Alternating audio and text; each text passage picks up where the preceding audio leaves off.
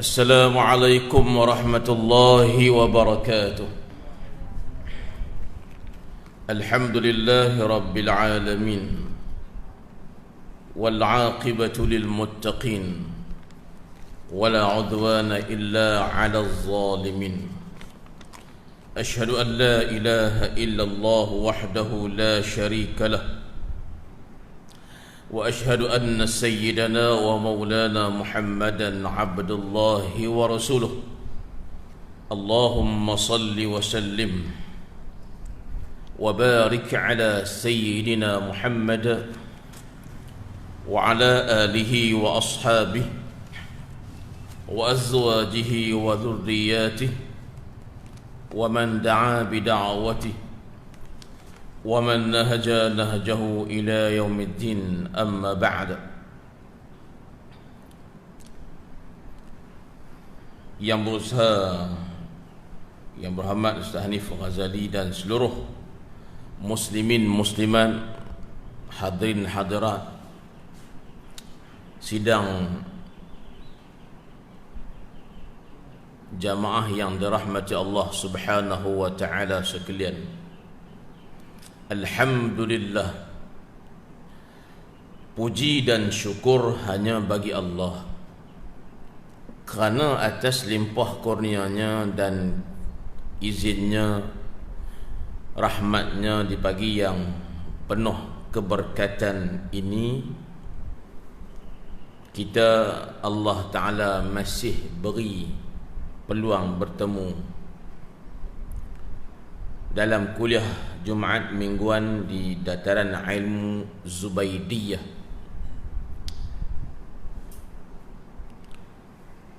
Dan hari ini tuan-tuan adalah Jumaat yang terakhir untuk 2020. Maka kata tuan-tuan sekalian,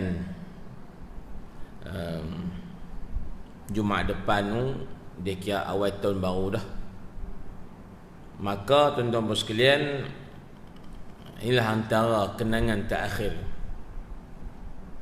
Jumaat pada hari ini untuk tahun ini.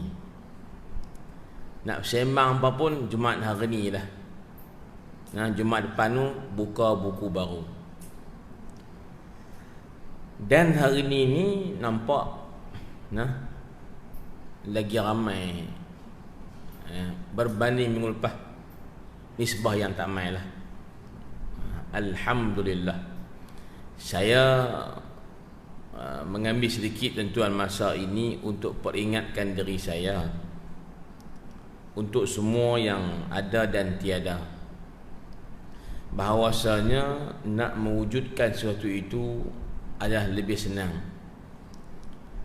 daripada kita nak mengekalkan dia. Orang politik cakap pandai tajuk ni, iaitu kita nak menang lebih senang, tapi nak mengekalkan kemenangan itu susah. Itu orang politik, bahasanya kita pun bercakap benda yang sama. Nak buat kuliah kita ni senang, daripada tak ada kuliah nak buat jadual bagi ada, alhamdulillah, dah boleh kita buat. Dan tuan-tuan, untuk mengekalkan kuliah ini istiqamah, konsisten, itu lebih susah berbanding kita nak start mula kuliah ni. Tuan-tuan faham kan? Nak bina masjid, tuan-tuan sekalian, mudah walaupun payah. Cari duit sana, cari duit sini, sumbang sana, sumbang sini, wakaf sana, wakaf sini, derma sana, derma sini. Tuan-tuan, siap sebuah masjid. Alhamdulillah. Tapi nak istiqamah untuk imarahkan dia susah. Ini adalah tuan-tuan ujian untuk kita semua. Saya sebut ni untuk ingatan mesra sahaja daripada saya. Tuan-tuan bayangkan kalau tahun depan 2021 ustaz main daripada baling ataupun ustaz, tiba-tiba tinggal seorang saja. Contoh, mungkin mustahil untuk orang mabuk ni, tapi tak mustahil pada tuan-tuan, qadrah Allah Ta'ala dan Kalau tengok seorang saja, mai agak-agak saya nak baca kitab ke saya nak balik, ataupun kita cakap telefon dah lah. No. Dah saya seorang, hak mai pun seorang. Lalu ni kita tutup kelas kita ni, kita cakap telefon boleh tak? Maksud saya bukan habang lagu tu. Saya tahu untuk hujung tahun ni dia panggil hari cuti. Nah. Saya pun boleh faham benda tu. Cuma kita mesti ambil tanggungjawab lah. Kalau yang betul-betul berkeuzuran, alhamdulillah tuan-tuan. Tapi kalau yang passion, kita kata ada masa tak ada uzur apa, contoh, tapi saja tak berasa nak mai, silalah tambah rasa-rasa nak mai itu. Tuan-tuan, tak apa nah. Tanggungjawab saja. Ini untuk yang semua yang hadir. Baik tuan-tuan puan sekalian, hari ini insya-Allah saya akan berkongsi dengan tuan-tuan puan sekalian beberapa perkara lah yang berkaitan dengan pertanyaan-pertanyaan orang terhadap fatwa-fatwa dan hukum-hukum yang berkaitan dengan agama kita. Baik. Yang pertamanya tuan-tuan dan puan-puan sekalian, ada soalan pun dengan saya akan start yang ni dulu. Baik, iaitu katanya kalaulah orang yang haidnya berpanjangan lebih 15 hari dan tidak lawas kencing, boleh tak lakukan sembahyang sunat qabliyah atau sembahyang sunat ba'diyah ataupun sembahyang qada selepas sembahyang fardu? Baik, hal ini tuan-tuan sebenarnya ada dua isu. Pertamanya perempuan yang haidnya lebih 15 hari. Yang ni kita panggil istihadah. Perempuan istihadah maknanya perempuan yang haidnya datang lebih daripada tempoh yang maksima. Maksima ni mana apa? Tempoh paling banyak sebulan ialah 15 hari. Takkan ada pada adat perempuan, pada adat kebiasaannya lebih 15 hari. Kebiasaannya tuan-tuan 15 hari dan ke bawah. Ada yang main sehari semalam, ada yang main tuan-tuan 2 hari 2 malam. Dan paling-paling banyak ialah dia kena dua setakat 15 hari 15 malam sahaja. Baik, tetapi kebanyakan perempuan, termasuklah orang Melayu kita ni, wanita Melayu kita ni, ialah 6 ataupun 7 hari. Itu yang paling ramai. Betul tak? Orang lelaki pun sanggup juga. Namanya tanya betul tak? Betul. Nama dia tahu lah tu no. Baik, tak apa. Jadi tuan-tuan sekalian, tiba-tiba perempuan ini haidnya datang lebih daripada 15 hari. Cakap mudah ialah haid ni habis-habis banyak pun 15 hari sahaja, tak lebih. Tiba-tiba hari 16 tu ada lagi, confirm itu bukan haid yang biasa. Itu dah bertukar tuan-tuan istilahnya daripada haid kepada istihadah. Jadi tuan-tuan ingat istihadah maknanya perempuan yang haid tidak lawas, iaitu yang datang haid melebihi 15 hari. Itu isu yang pertama dalam soalan tadi. Dan perempuan istihadah ni, dia punya hukum dia dari segi ibadat sama dengan orang kencing tak lawas. Kencing tak lawas tuan-tuan sekalian faham kono? Kencing tak lawas ni dia tidak ada hari lah. Setiap waktu sembahyang, kalau dia tu patient kencing tak lawas, kencing tak lawas tuan, dia kencing tak habis, spekok tu dia tak mau keluar habis. Tuan-tuan tu ke spekok tu, kalau mutu hak patient lama ke berita lama tu, dia ada spekok. Dulu tuan kalau naik mutu kok mati, pulas spekok. Mana minyak spekok pun dia support balik. Tak apalah. Jadi bila kencing tak lawas, dia kencing-kencing tu ada berasa habis dah, tapi lagi dia keluar sikit. Nah, dia puasa macam keluar sikit, menitik lagu tu lah. Nah, jadi itu istilah kencing tak lawas. Apa masalahnya dari segi ibadat? Tentang salat mereka dan wuduk mereka. Tuan-tuan kena ingat lah, untuk kencing tak lawas, untuk perempuan istihadah, bila dia nak buat ibadat, dia ada sikit tuan-tuan perbezaan dengan orang yang biasa ni. Baik, pertamanya tuan-tuan sekalian, dia nak ambil sembahyang, dia nak ambil sembahyang, dia mesti tunggu masuk waktu dulu.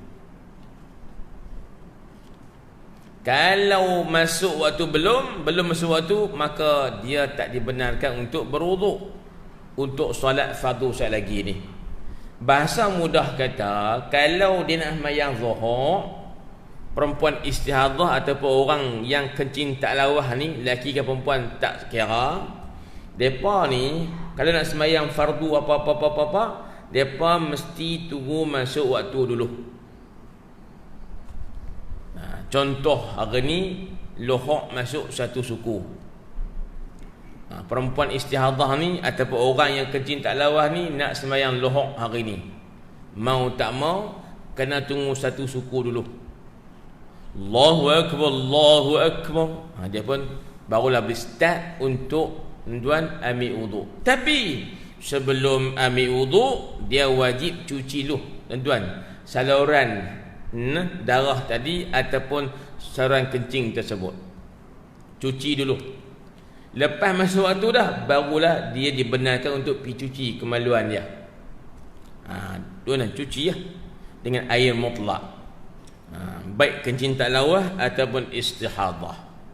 Lepas cuci tuan-tuan sekalian, ini undang-undang dia lah.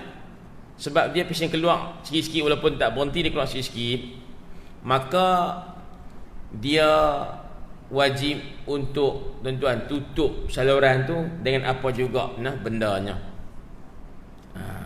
Contohnya seperti kapas ke, percah kain ke, ikut sukalah. Dia bahasa Kedah kata palam. Saluran tu. Kalau tuan-tuan sekalian pasien yang haid istihadah tadi, kalau orang yang kencing tak lawas, sama juga perbuatannya. Dia kena basuh ujung kemaluan tu, dan dia kena palam sikit benda di hujung kemaluan tu. Lelaki ke perempuan tak kira lah. Ambil kain ke apa, sumbat sikit ujung tu, kemudian tambatlah ke mana apa, supaya tuan-tuan sekalian hak yang kita buat palam tu dia tak lucut, supaya dia duduk situ. Tu nak berkah ke, nak ikat tali rupiah ke, ikut suka. Tapi zaman lah ni senangnya pakai underwear lah. Itu kalau perempuan senang lah. Ambil percah kain ke apa pakai, sumbat tuan-tuan pada saluran kemaluan tu, kemudian pakailah apa pakai yang boleh benda tu tak lucut. Itu maksud. Selepas itu barulah dia boleh ambil wuduk. Lepas masuk waktu fardu, selepas cuci kemaluan, selepas tuan ikat ataupun sumbat palam dengan saluran ni dengan apa juga pakaian, kemudian lepas tu barulah dia ambil wuduk. Lepas ambil wuduk tu, dia tak boleh buat benda lain dah. Dia terus je pergi sembahyang. Soalannya ialah, nak sembahyang fardu saja itu no problem. Tapi boleh tak saya nak pergi tambah lagi, nak buat sunat qabliyah ke, sunat ba'diyah ke? Jawapannya boleh. Boleh tuan-tuan sekalian. Tetapi kena ingat, satu wudu hanya untuk satu fardu. Hak puak tadi tu dia panggil ashabu ad-darurah, geng-geng darurat. Pasal apa? Najis sentiasa ada dengan mereka. Kencing tak lawas, tuan-tuan, maknanya kencing keluar tak habis. Ada. Kencing najis ke tidak? Najis. Tapi sembahyang wajib. Tak boleh kerana kerja tak lawas saya tak sembahyang. Tak boleh, haram tuan-tuan. Mesti sembahyang macam biasa. Tapi nak sembahyang Ustaz, oi dia kata, kan najis terbit sedia, walaupun sikit-sikit tak lawas ni dia kata. Falam yang tak itu. Kan? Sebab apa kena segera sembahyang? Supaya tidak terkumpul najis pada benda kita palam dia tu, supaya tak berkumpul banyak najis. Jadi kita kena sembahyang terus, tak boleh tangguh-tangguh. Dan yang kedua dia tanya, boleh tak dengan wuduk yang sama untuk buat qada sembahyang selepas sembahyang fardu? Tak boleh dah lah. Dia satu untuk satu. Tuan-tuan bos sekalian. Habis itu soalan yang pertama. Yang kedua, tuan-tuan bos sekalian. Ustaz. Hak tadi perempuan tanya nak sembahyang lagu mana dia dah. Hak ni lelaki tanya pula. Lelaki pun ada soalan tambahan. Bila bini istihadah, haid yang mai lepas 15 hari tu, dia pun tanya, Ustaz, bini kalau dia istihadah ni dia kira suci ke tak suci? Dia tanya lelaki tu. Dia gaduh nak tanya. Pasal 15 hari tu pasal lama dah. Kan? Tiba-tiba esok 16 main lagi. Dia tak mendengung pula saya ni. Maka dia pun tanyalah, bini saya ni kalau dia istihadah ni dia kira geng suci ke geng tak suci Ustaz? Ustaz pun jawab. Jawapannya senang saja. Perempuan istihadah kena sembahyang tak? Perempuan istihadah wajib sembahyang tak? Wajib sembahyang. Sembahyang dia sah tak? Sah. Apa maksud dia? Ustaz pun jawab lagu tu, lelaki pun senyum balik gitu kan. Dia faham tu maknanya suci lah tu. Kalau tak suci nak sembahyang macam mana betul tak ni? Bersucikah dia kata? Senyumlah lelaki tu. Balik nyonyong. Tuan-tuan. Baik, masuk persoalan yang kedua, tuan-tuan sekalian. Ada kawan kita piduk ulah tentang berkaitan dengan azan. Ni saya masuk tajuk rojak ikut dan ikut tanyaan orang kat kita baru-baru ni. Pertamanya ialah dia kata siapa yang azan, faham ke azan? Orang Kedah panggil bang. Azan jika dipanjangkan lafaz adzan lebih 6 harakat. Contoh, hayya 'alas salah. Dia kira lebih 6 harakat hayya 'alal falah.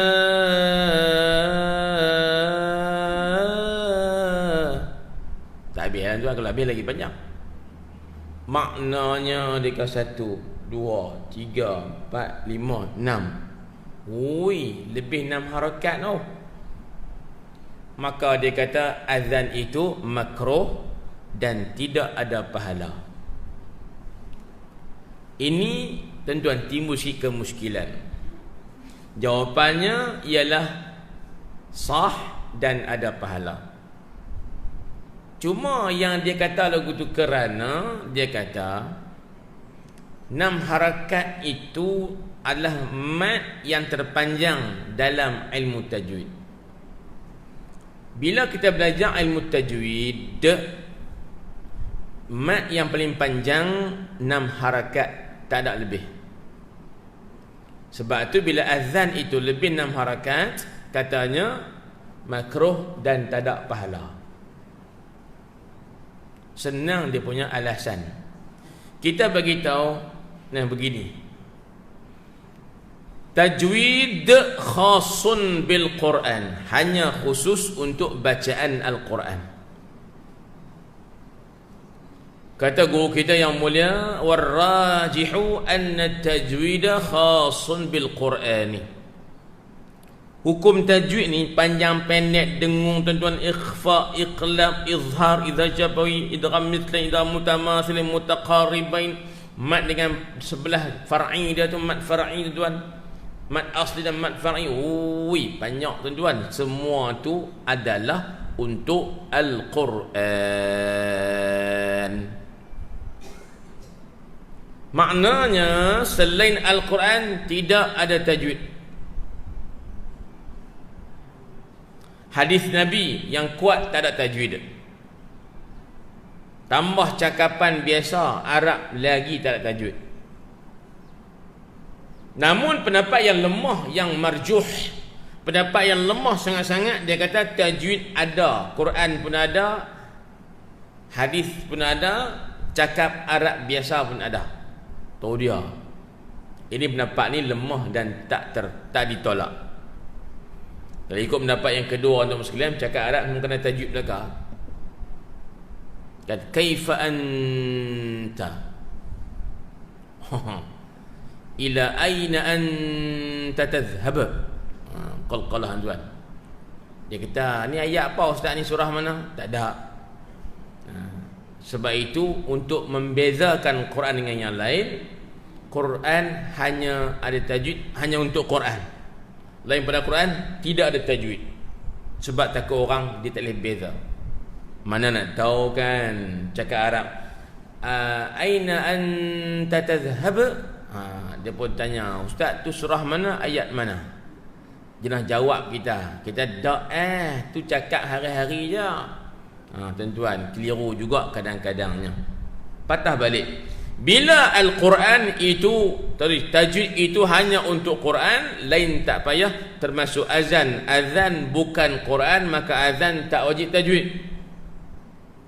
Justru panjang pendek ke apakah silakan, cuma jangan salah sampai ubah makna. Itu tak boleh. Contoh bila dia azan, hayya 'alas salam,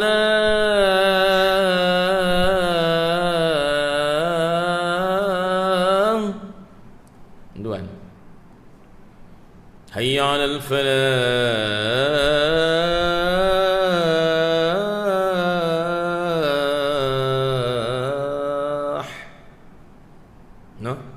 maka tidak mengapa. Pasal apa? Bukan Quran, panjang tak mesti 6 harakat, lebih tak apa, dan makna tak berubah. So tiada isu di situ. Maka kita kata sah dan dapat pahala. Faham kau no? Tapi kalau untuk sekalian piduk panjang lafaz azan sampai ubah makna, tak boleh. Contoh yang salah, Allahu Akbar.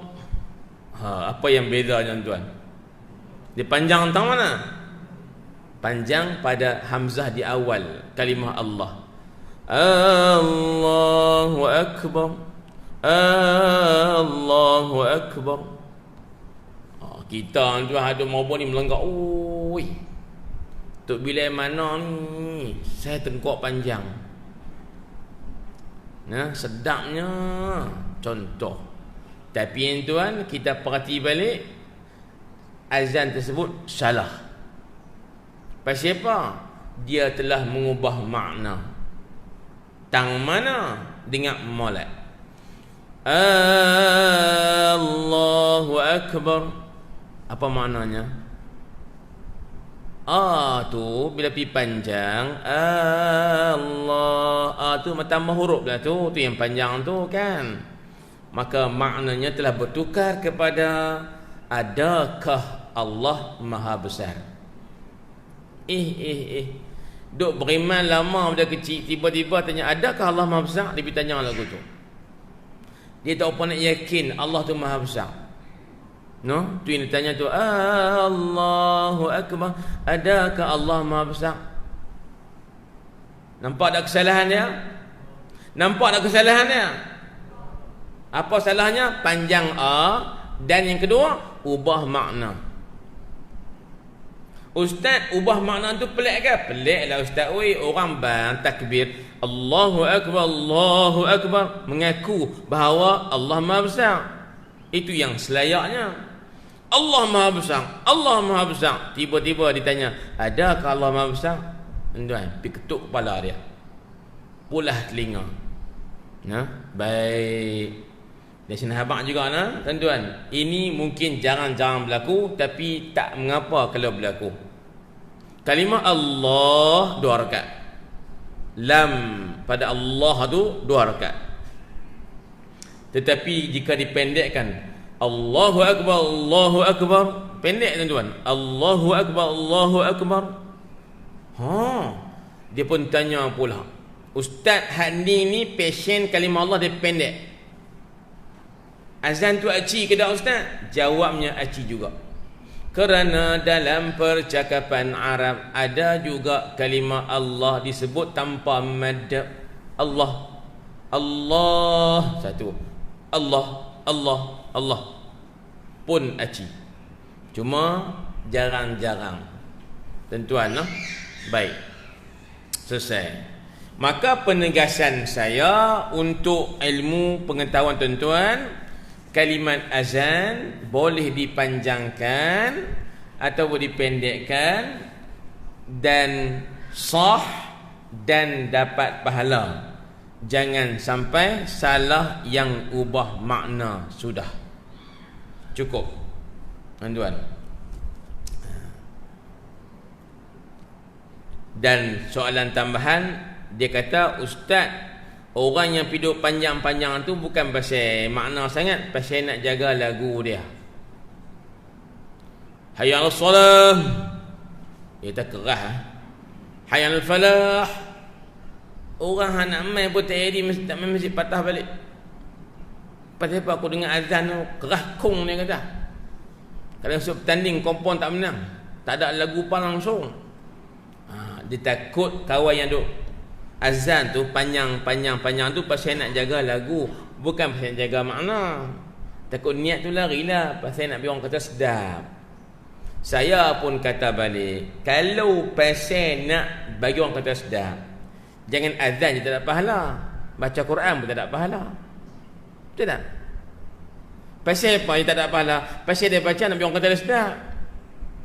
Jangan kata baca Quran, bini pun masak nak biar lelaki kita sedap pun kurang pahala lah. Betul tak ni? Dia masak tuan isi irih bawang daripada membawang sepasal. Irih bawang tu membawang tu sepasal lah, tak tepi lah tu. Irih bawang tu ada bawang mahal tu.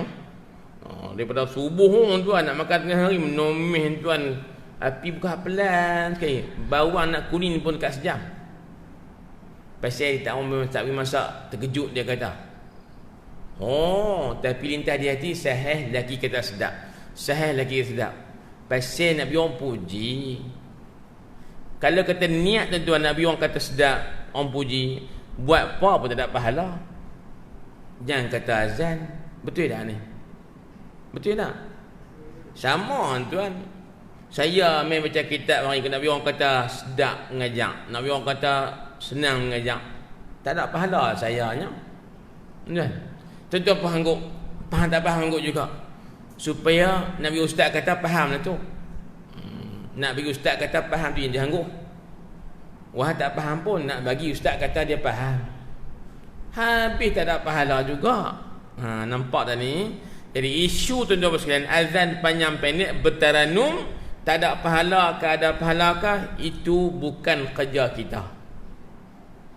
Tapi kerja kita ni, Quran kata, Nabi kata, sila buat bagi sedap. Sila hiaskan suara kamu bila baca Quran. Tuan-tuan, saya tanya tuan-tuan apa sekalian, yang sahabat-sahabat Nabi yang ramai-ramai tu, yang terkenal sebagai tukang azan Nabi siapa dia?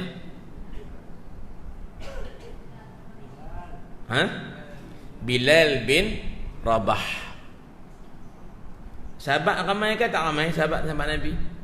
100,000 lebih tuan-tuan. Tapi kenapa Bilal yang jadi tukang azan Nabi, muazzin Rasulullah? Nabi kata kerana kadu anda sautan, lebih nyaring dan sedap suara kamu. Suara sedap anugerah, tapi niat nak mengatakan sedap tak bagus. Tuan, tapi nak habaq bagi masya-Allah, kalau kita buat apa kerana Allah tuan, Dan sedap belaka orang dengar ni. Kalau kita buat kerana Allah tu pasal semua sedap. Pasal apa Allah campak keberkatan pada amalan kita. Bini tuan sekalian masak daripada pagi sampai tengah hari tuan, lillahi ta'ala. Laki tuan balik-balik makan, sedapnya.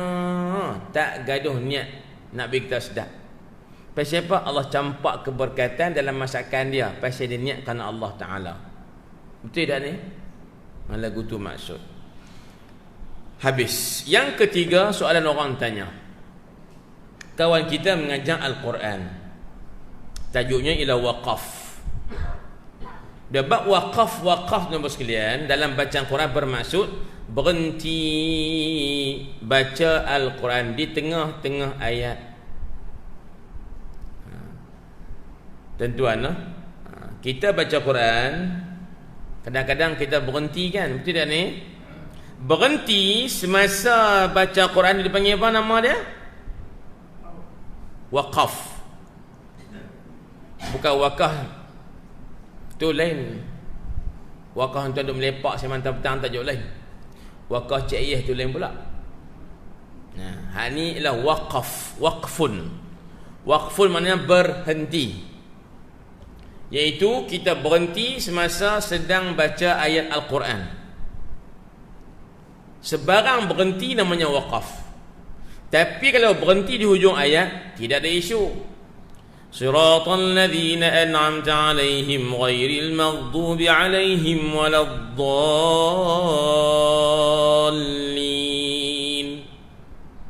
Dia berhenti. Kau tu marah ke dia? Yang berhenti apa lah? Awaknya berhenti ya? Dah berhenti apa? Lah habis dah ayat. Nak baca tang mana lagi? Faham tak ni? Itu waqaf yang biasa. Tapi kalau nak berhenti di tengah-tengah ayat, ada juga perbahasan. Tuan-tuan kalau buka Al-Quran kan, tentu akan jumpa tanda macam-macam.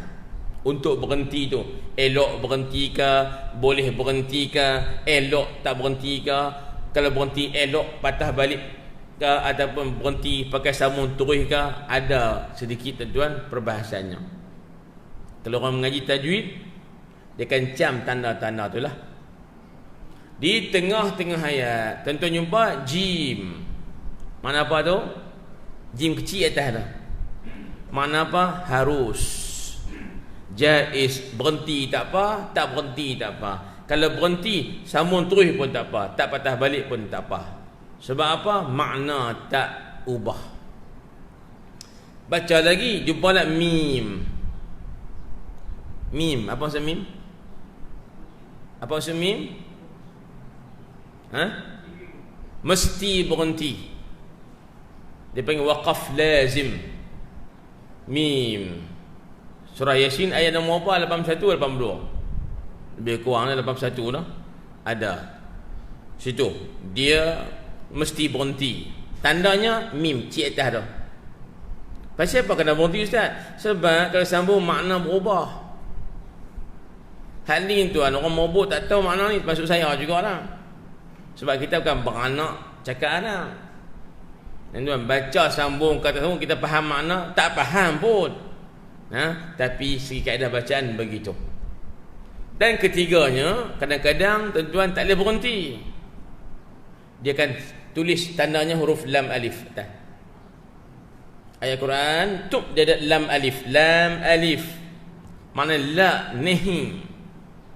Maknanya apa? Jangan berhenti tuan-tuan. Kalau berhenti nafas pendek, ambil balik, sambung. Jangan berhenti, terus sambung. Sebab makna akan berubah. Baik, tak apalah tuan, itu faham dah. Tiba-tiba, bila dia mengajar tentang Quran ni, dia pandai Quran. Saya pun suka dengar dia punya Quran, pandai. Satu je isunya, bila dia kata, kalaulah kita nafas pendek kena beringat-ingat. Sebab nafas pendek ni takut-takut berhenti tak kena gaya, batal sembahyang. Itulah isu dia. Contoh ketika baca surah Al-Fatihah, rukun qauli dalam sembahyang. Ayat nombor 7. Ayat apa nombor 7? Ayat nombor 7 bunyi macam mana? صراط الذين أنعمت عليهم غير المغضوب عليهم ولا الضالين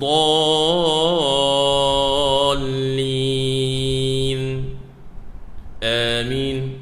Itu ayat nombor 7. Baik, dalam kalimat dalam ayat 7 itu ada 2 kali alaihim, betul? Siratal ladzina an'amta alaihim, 1. Ghairil maghdubi alaihim, 2. Ghairil maghdubi alaihim waladdallin.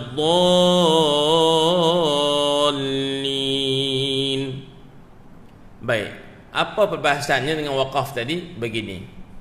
Untuk alaihim yang pertama, yaitu siratal ladzina an'amta alaihim, tentu tu harus berhenti. Berhenti tak apa, tak berhenti tak apa. Pasal apa? Kalau berhenti tak apa, tak berhenti tak apa, berhenti terus sambung tak ambil balik tak apa, sebab makna tak berubah. Lagipun tuan-tuan bos sekalian abang ikut mazhab jumhur, surah Al-Fatihah yang 7 ayat tu, siratal ladzina an'amta alaihim, itu ayat nombor 6. Ghairil maghdubi alaihim waladdallin. Start ghair maghdub tu ayat nombor 7, mazhab jumhur. Bagi mereka bismillahirrahmanirrahim bukan ayat Fatihah. Kita mazhab Syafi'i kata bismillah ayat nombor 1. Faham? Ini khilaf ulama lah tuan-tuan. Mengambil kira pendapat jumhur, ayat nombor 6 siratal ladzina an'amta alaihim, 1. Nombor 7 ghairil maghdubi alaihim waladdallin. Amin. Maka berhenti pada alaihim yang pertama harus. Nafas panjang tapi nak berhenti, silakan. Berhenti nak terus sambung tak patah balik, silakan. Adapun pada alaihim yang kedua, yang mana? Yang mana yang kedua? Ghairil maghdubi alaihim, yang tu dia panggil waqaf qabih. Waqaf qabih. Waqaf berhenti, qabih huduh. Berhenti tu huduh maknanya. Sebab kalau kita berhenti tu tak patah balik, terus je sambung. Surah ghairil maghdubi alaihim waladdallin. Amin. Orang mengajar dia faham makna dah berubah. Maka kalau berhenti mesti ambil balik, sambung pula. Tak apa, semua fahamlah yang tu. Saya pun faham, tuan-tuan pun lagi faham.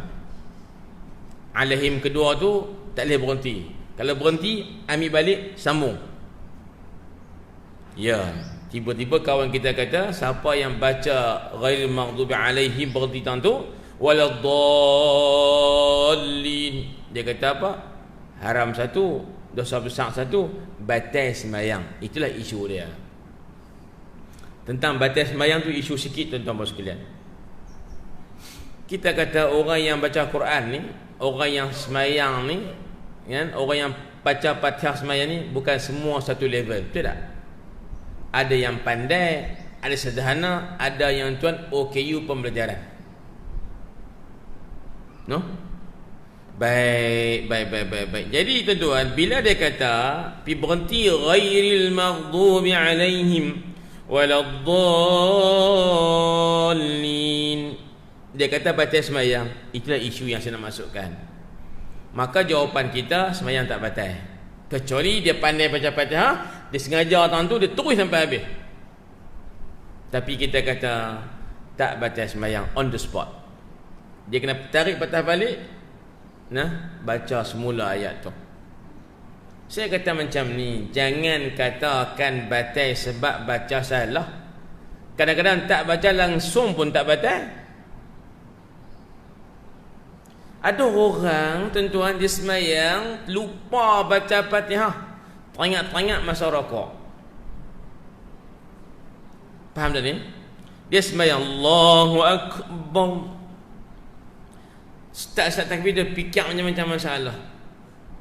Nah, PKP corona tak kena macam-macam.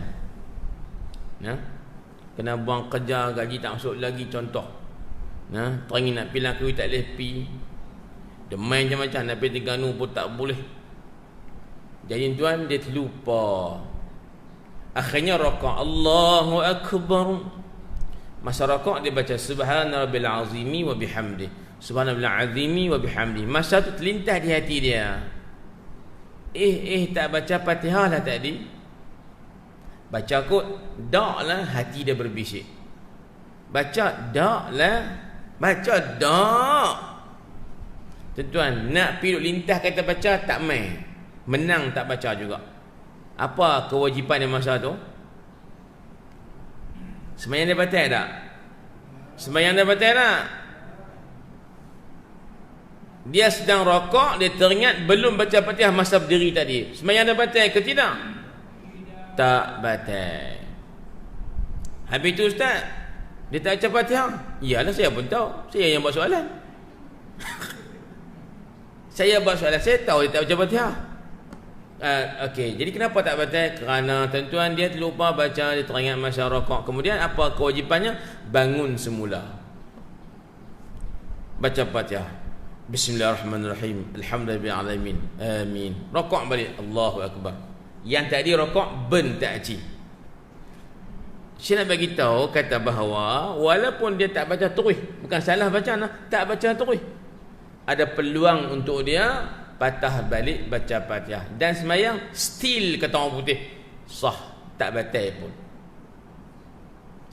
Faham kan? Tuan-tuan, kalau contoh yang kesilapan mungkin berlaku. Tuan-tuan baca ayat Fatihah tinggal 5, tak cukup 7. Kod buat contoh. Allahu Akbar. Bismillahirrahmanirrahim. Ghairil maghdubi alaihim waladdallin. Amin. Allahu Akbar. Makmum tegur habis. Subhanallah. Subhanallah. Subhanallah. Sebab apa? Itu imam ditinggal itu 6 ayat, baca ayat 7 je. Dia terlupa. Bini banyak. Masalah banyak tu lupa tak? Jangan melawak, tuan melawak je nah. Saya melawak je. Jadi tuan-tuan, maka apa kewajipan dia? Allah dia kata tinggal 6 ayat, wajib patah baliklah baca Fatihah tu. Sembahyang tak batal. Tidak. Maksud saya nak habaknya, poinnya, tak boleh hukum batal sembahyang on the spot sebab salah baca Fatihah. Kewajipannya patah balik. Kalau lama selang, baca awal balik. Kalau baru silap, ulang ayat yang sama. Tu cerita dia. Itu tuan-tuan yang saya nak masukkan dengan soalan yang ketiga. Baik. Kemudian tuan-tuan dan puan sekalian, yang berikutnya, kemarin ada orang tanya kita lah. Saya tak pandai bab faraid ni, tapi sepatah dua ketilaf cakap. Kawan kita baru kematian mak dia. Nak je cerita, mereka ni ada 4 orang dia beradik, ataupun beberapa adik-beradik lah, lebih kurang. Tapi mak mereka ni hak meninggal ni ada rumah. Rumah tu pula sebenarnya telah dijual kepada adik-beradik mereka yang seorang ni. Dan adik-beradik mereka ni yang beli rumah mak mereka tu dengan harga sekian-sekian, bayar separuh dah.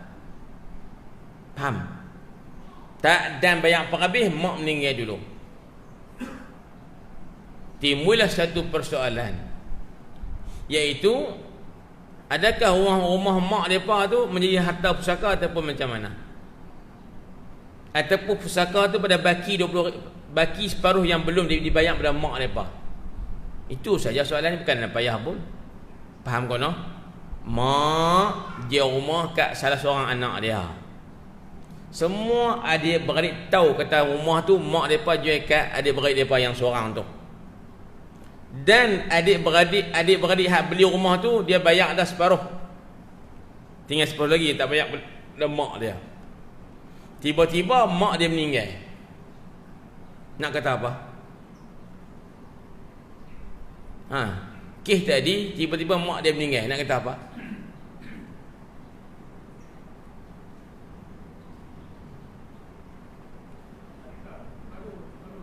Kata inna lillahi wa inna ilaihi raji'un lah. Dah orang abang mati, kata hak tu dulu lah. Saya melawak tuan lah. Saya pun tak tahu nak kata apa, melawak aku tu lah. Dia cerita kan, cerita bab pusaka apa tiba dia faham lah. Lepas mak dia mati, tuan nak kata apa? Pakat pini nak kata apa pusaka ke tak? Dia kata inna lillahi wa inna ilaihi raji'un dululah, sebab orang abang mati. Kan abang pusaka aku no. Ni maklum dia mati dah. Pusaka dia takkan aku no. Hashim melawaknya, tuan melawaknya. Jadi tuan-tuan bersekalian, timbullah satu persoalan. Adakah rumah mak mereka tu pusaka? Jawapannya bukan. Kerana rumah tu telah dijual dan dibeli oleh adik-beradik mereka. Rumah tu adalah milik adik-beradik yang beli tu. Ustaz, dia bayar tak habis lagi baru separuh. Hak separuh tak bayar lagi dah pusakanya. Sebab itulah duit mak mereka yang duduk kat adik mereka tadi ni. Hak duit baki tak bayar lagi tu, hak itulah yang akan dipusaka. Faraid hak tu lah. Jangan faraid rumah tu. Sebab cerita ni berlaku, ada abang tu dan beradik-beradik mereka ni, abang dia tu dia kata rumah tu pusaka lah, rumah mak. Hang beli tak apa, tapi hang bayar tak habis lagi, rumah tu kan pusaka. Tuan-tuan nanya, lari malam kawan tu. Nah, jawapannya rumah tu bukan lagi pusaka. Sebab telah dijual dan telah dibeli. Bayar tak habis, tajuk lain. Itu namanya berhutang. Anak tu berhutang dengan mak dia. Bila mak meninggal, baki hutang tu lah, tuan-tuan, duit mak dia yang berbaki yang akan difaridkan. Dan termasuk juga yang dapat habuan tu anak yang beli rumah tadi. Sebab dia juga adalah waris. Tuan-tuan dan puan sekalian, senang saja, bukan payah. Baik, yang kelima soalan orang tanya. Ni laki perempuan, suami-suami, isteri-isteri, dengar molek lah segi hak agama. Laki ni dia passion menikah tak habaq kat bini. Dia panggil menikah di inilah tempat yang tidak daftar secara rasmi. Dia berani juga, tapi beranilah menakut gitu. Berani tapi takut. Faham ke tak? Berani nak menikah pergi Siam tapi takut kat bini. Dia pergi nikah Siam. Berani juga tapi takut banyak. Tak apalah. Tak daftar, tak report, balik mai sini pun tak report dekat pejabat agama. Tak daftar. So yang ada tu surat beranak hak Siam saja. Surat beranak pula, surat nikah. Kadang-kadang ada tuan dia punya takut sungguh menikah tuan, surat pun tak ambil lah. Pasti takut balik mai, takut jumpa dengan lelaki ke apa ke, payah dah tak ambil terus. Benda tu kalau berlaku tuan, dia paling kurang tanggungjawab. Tak apalah. Tiba-tiba tuan, lelaki ni hakikatnya pada agama ada dua bini. Satu yang daftar sini, satu lagi tak daftar tanpa rekod. Tiba-tiba lelaki tu mati. Tuan-tuan nak kata apa?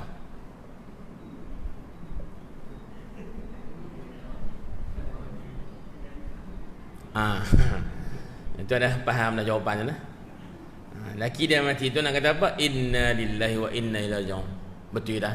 Tapi soalan saya tu kan, adakah isteri yang tak berdaftar dengan majlis agama sini ni, yang nikah di Siam itu berhak terhadap pusaka suami?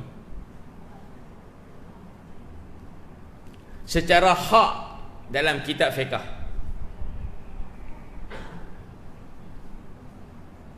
contoh tuan, bila lelaki mati tu dia pun main juga teriak lebih daripada hak ada di rumah kan. Bini teriak tu biasa lah, wah teriak. Tiba-tiba nampak hak orang perempuan mana main, seorang teriak juga sama naik tu, teriak lagu tu. Bini pun heran, aku tengok tak biasa. Nak kata dia beradik lah mak pak tak juga. Nak kata sepupu sepipik lelaki pun tak juga. Tapi teriak lebih daripada aku lagi ni.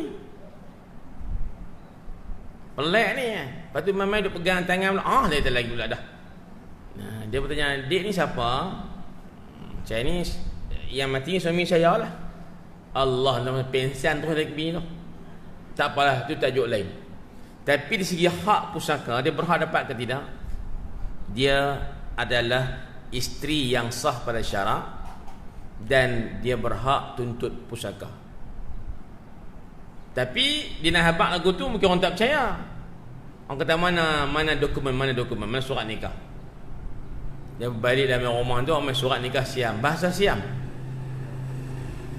Bini pertama tengok, biar betul ni, aku tak faham ni. Kan, tuan-tuan, tengok gambar laki dia ada itu dengan gambar bini muda tadi. Tak kata apa. Ya, dia kata inilah madu yang tak manis, dia kata. Inilah satu-satunya madu yang tak manis. Baik tuan-tuan, kalau perempuan duduk tempat isteri pertama tu, agak-agak nak bagi tak harta lelaki dekat kawan tu. Tanya betul-betul lah. Ikhlas cakap. Jawapannya dua. Nak masuk syurga senang ke? Nak masuk syurga cara payah? Oleh kerana memang terbukti itulah isteri suami yang meninggal. Suka tak suka ke, tuan-tuan, tetap itulah madunya, yang walaupun tak manis madu tadi. Maka tetap madu itu mendapat habuan pusaka. Kalau lelaki tu ada anak, jawabnya bini dia 1/8 kena kongsi dengan madu dia tu. Dapatlah seorang 1/16. Dah lelaki tinggal duit tak banyak. Bini ni dapat 1/8 je, bedak pula dengan madu dia. Boleh tuan 1/16. Tuan. Tapi saya nak abang, itu hak yang mungkin tuan akan hilang bila tidak disuarakan. Pesan juga, kalau siapa-siapa yang duduk kategori isteri yang kedua tadi, yang menikah di luar negara, yang tanpa direkod, didaftar di sini, dia nak suruh muka takut kadang-kadang. Kan, mungkin lelaki tu yang mati kaya lah, jutawan. Kalau dia pergi mengaku, banyak juga, 1/16 pun bagi dua dengan bandu dia. Tapi nak pergi mengaku tu tak berani. Takut kena torture. Takut kena, orang panggil kena serang lah. Orang puan tu nampak lembut betul lah ni, lembut nampak. Yang orang puan ni Masya Allah, duduk pun tertib, nampak lembut, tapi satu ketika dia tak tahu saya nak kata. Kalau bab-bab lelaki menikah ni memang jadi pahlawan tanpa ada tali pinggang. Direct automatik tuan, dia cakap lancang, kalah ustaz ceramah lagi tanpa perlu belajar. Tapi kawan nak pergi mengaku, takut nak sorang. Akhirnya berreda, biarlah aku tak dapat harta suamiku pun tak apalah. Dia reda, hak dia lah. Tuan-tuan, itu maksud saya. Tapi kalau tuan-tuan sekalian berlaku tempat benda yang sama macam tu, ambil tanggungjawab. Kalau lah kita tahu belakang dah kata, oh itulah madu saya, walaupun saya tak nak tahulah hidup saya ni. Ambil tuan-tuan habuan separuh hak kita ni, bagi kat dia juga, supaya kita Allah redha dunia dan akhirat. Nak mengkelibah ke dah, laki mati dah tuan. Nak habis dah pakat-pakat menikah laki barulah terkelih dah. Nah habaq pergi tu. Nah habaq pergi tuan. Itu yang orang tanya soalan yang kelima. Baik, tuan-tuan, yang terakhirlah untuk pagi ni ialah berkaitan dengan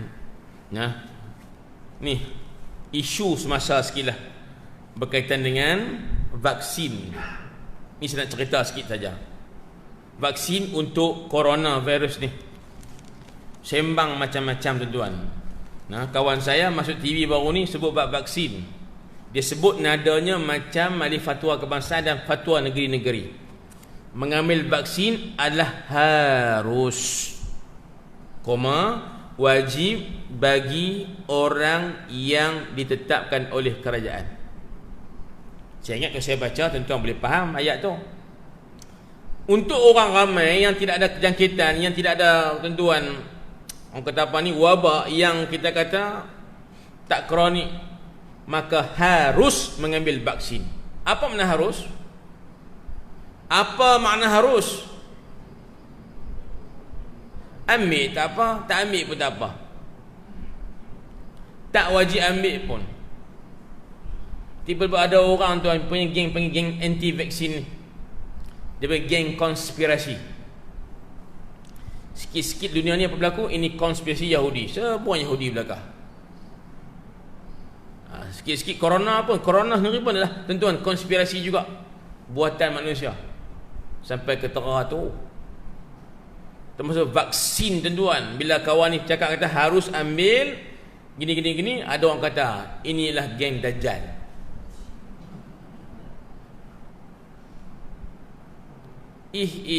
Tentuan, saya dengan tentuan kalau baca ayat macam tu, vaksin harus diambil.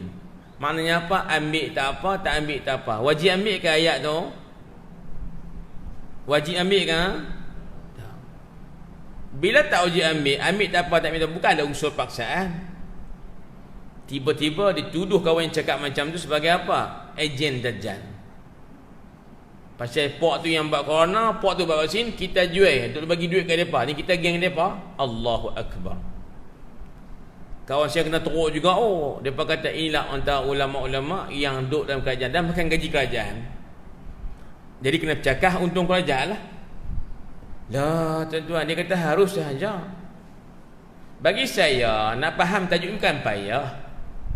Kita buat bandingan yang lain. Tuan-tuan sakit kepala, tuan-tuan sakit kepala, pening kepala, faham ni? Jadi tuan-tuan pergi ambil Panadol 2 biji. Ambil ayam masak segelas. Gelas saja. Baik.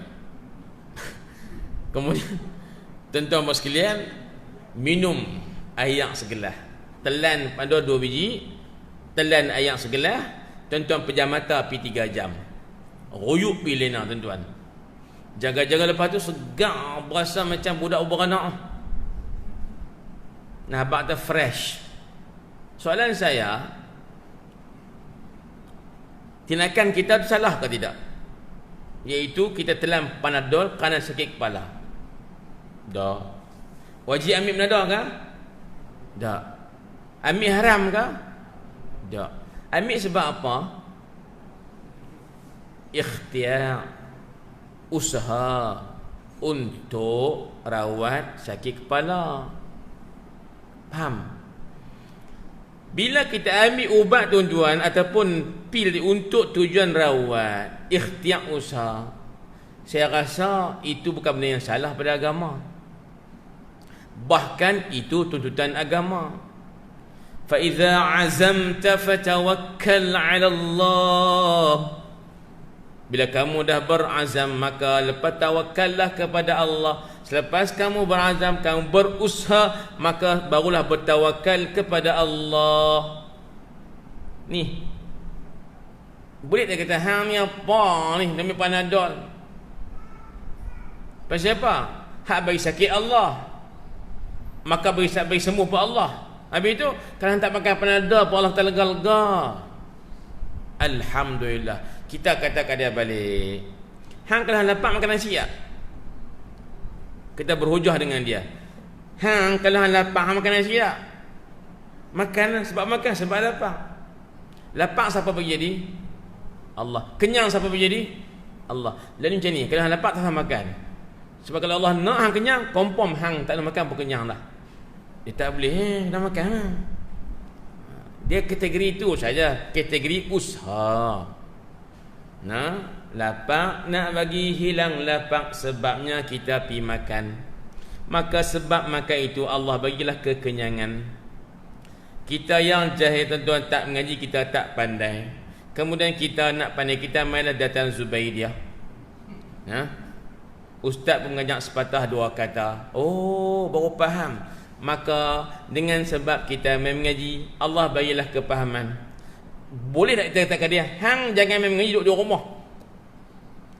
TV jangan tengok, Facebook jangan buka, Instagram jangan buka, apa tak ada. Duduk je 20 tahun. Lepas tu keluar rumah, agak-agak nak pandai ke tak? Dia kata dah tak belajar, nak pandai apa? Cakap pula pandai. 20 tahun duduk tapal rumah, tak payah mengaji walaupun sepatah, agak-agak nak pandai tak? Dia tak mengaji, nak pandai nak ke mana? Pandai pula jawab. Kita katakan dia, yang bagi ilmu siapa? Allah.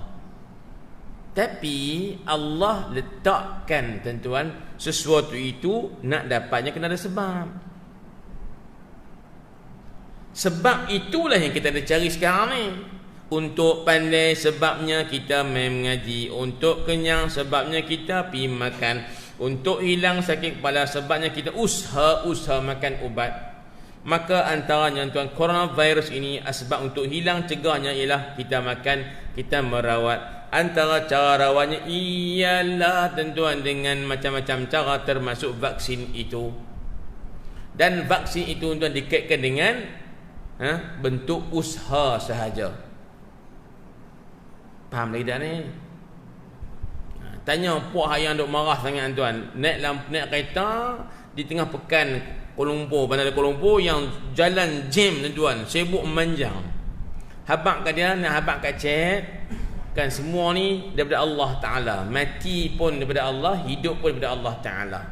Cuma saya minta satu je, permintaan saya itu hari ni, minta tolong naik kereta laju-laju, kemudian jangan berhenti lampu merah. Jangan berhenti masa lampu merah tu, terus juga. Lepas tu tawakal, mengucap siap-siap asyhadu an la ilaha illallah, mengucap siap-siap. Sebab apa? Lampu merah ni saya nak berderah pergi juga. Apa ini jadilah. Sebab apa? Ajal dan maut di tangan Tuhan. Pegang lagu tu. Dia pergi tuan, tak ada langkah, tak ada flat, trailer main boom, mati belah. Dengan sengaja dan niat lagu tu, mati tuan-tuan, dosa besar. Dia nak bunuh diri. Maksudnya apa? Usaha lah mengelak kematian. Caranya kalau di pekan Kuala Lumpur tuan-tuan, jalan jam banyak lagu tu, lampu merah berhentilah. Tu satu bentuk usaha. Takkan nak marah kot, lampu merah berhenti apa? Jalan lah. Awaknya dah. Kalau orang kata mati, orang kata hidup. Apa sangkut lampu merahnya? Kita pun tahu. Faham kita ni? Saya cuma nak bagi bandingan tentang hukum ambil vaksin, lebih kurang tu saja. Tuan, dia adalah usaha, bukan vaksin itu yang bagi sembuh. Allah Ta'ala.